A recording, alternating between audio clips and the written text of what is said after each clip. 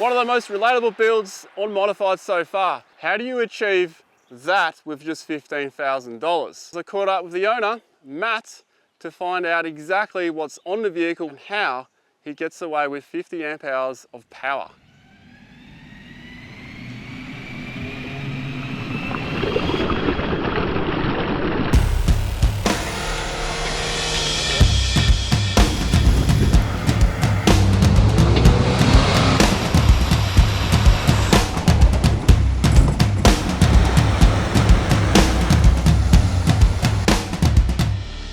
My name's Matt, this is my 2020 Wrangler Rubicon 2.2 diesel. What is the best part about your Jeep? I guess its simplicity and its capability. It has all the bells and whistles that you could ever want in a four-wheel drive. It just works. I like it. The biggest thing being a Rubicon, it comes with a lot of the features that people will modify later on. Crawler ratios, it all comes from the factory. And even a lot of little features inside the car, like gauges and stuff, it already comes with, so you don't need to put them in. Most people will be aware that the Rubicons come with front and rear lockers. But they might not be aware that the Rubicons come with strong Ardana 44 axle, both front and rear. It also comes with a sway bar disconnect, which you can reconnect and disconnect inside the cab. Just gives awesome articulation and really helps to keep the vehicle level in most situations where people are lifting the wheels and things like that. That doesn't happen so much with that on. Having a sway bar and diff lockers, do you find using the sway bar you don't use the diff lockers as much? It definitely keeps more traction on the ground. The thing to remember though is when you do disconnect the sway bar, you actually lose a bit of clearance. It's because the wheel will tuck more, sort of adverse effect of losing clearance. So that's what's so cool about having the selectable sway bar. You can switch it on and off as you please, as opposed to having to get out, disconnect your sway bar and then being stuck like that until you could be bothered connecting it again. It also comes stock with crawler ratios in the transfer case, and because you've got that mated to the 8-speed ZF Auto, you've got so much flexibility in how you drive the vehicle. With only 50 amp hours of power, family of three, what did I run off it and is it enough? Compacted my electrical system down so it's quite compact and efficient, so it charges efficiently and it outputs quite efficiently as well. So we've only got a 50 amp hour lithium battery, it weighs only 7 kilos on a 25 amp red arc charger, and that'll be fully charged in 2 hours. It's only a 38 litre fridge, but the way we get around not using so much fridge space is by bringing long life food, hiking type food that doesn't perish. It means we need to use less fridge space. Less fridge space means less power, smaller battery, less space, less weight, basically. One of the few lesser known things with them is the electrical system in the car. So it comes with a 240 amp alternator, which means that you can really rely on that system to punch out enough power to run your winches, lights, all that sort of stuff. And it has pre-existing wiring. You can actually wire accessories into the wiring system without having to actually wire the car up itself. This episode of Modified is sponsored by the Terrain Tamer e-store. So if you're looking for replacement parts for your four-wheel drive, I would definitely recommend checking them out because they'll probably have what you need.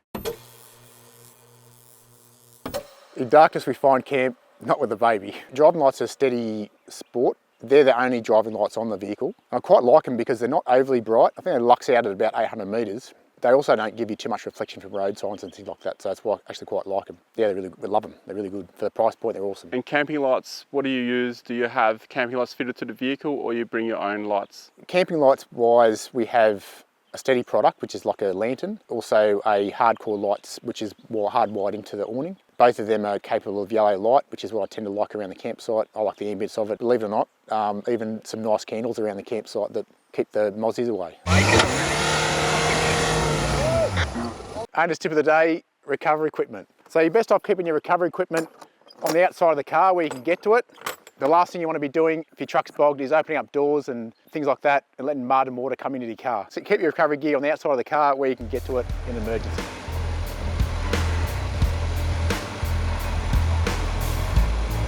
Preferred camping method is a swag. Otherwise, with the family, it's with a good quality canvas lightweight tent. Type of camping areas? Pretty much anywhere. I prefer bush camping near a creek, somewhere you can have a swim. Yeah, really anywhere. How do you cook? Generally with gas, with a jet ball stove, or just over the campfire sometimes, yeah. When we go camping, it'll often just be me or mates, or I'll take my new family with me, so my partner and my little 8-week-old baby.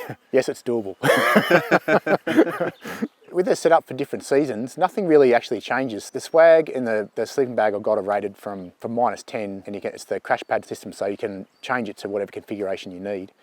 Other than that, nothing really changes. The way I've set up the rear storage is I wanted versatility, but I also wanted to pack a lot of things. But I wanted the versatility of being able to take those boxes out so I can just use the vehicle as day-to-day shopping and putting prams in if that needed to happen. So those boxes can come straight out. It can just go back to being a normal daily driver without being too much effort or taking drawers out and that sort of stuff. It's got a 270 awning that goes around the back of the car that covers up the kitchen. Sometimes I might put the swag under the awning, sometimes not.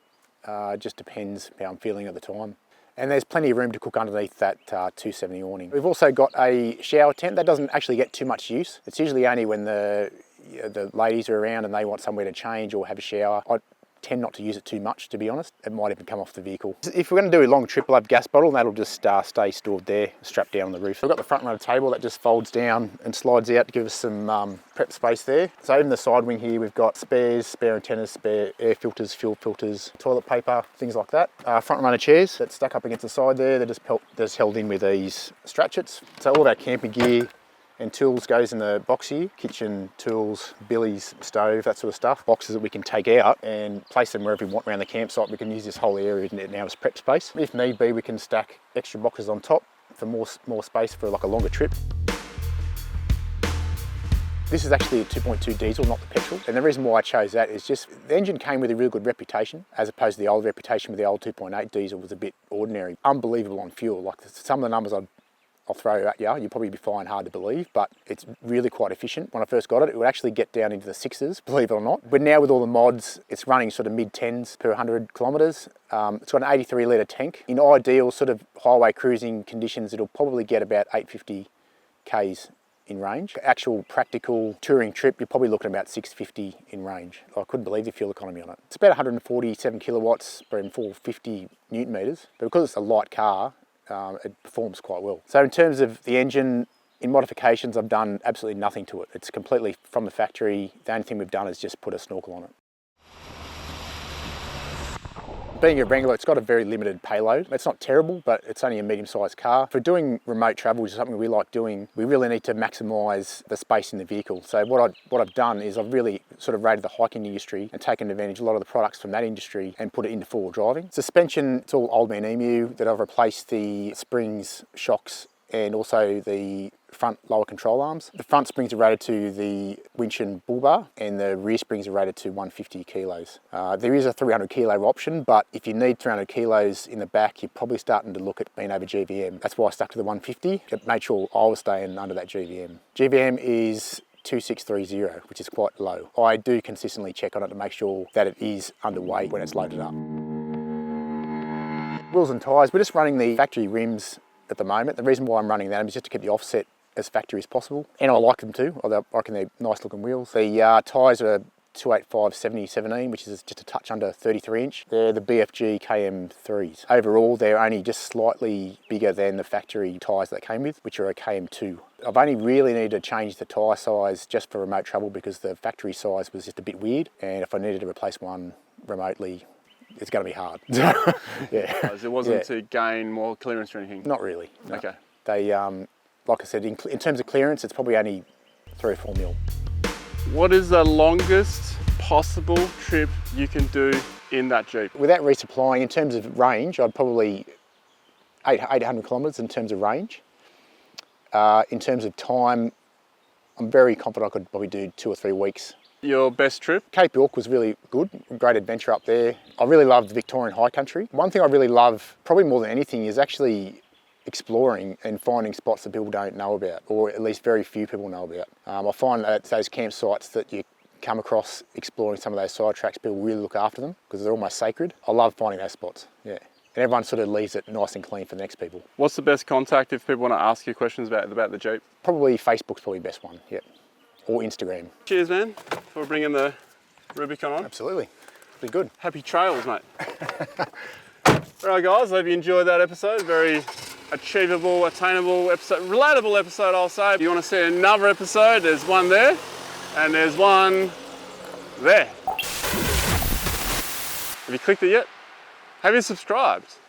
Have you joined? Left, right, opposite?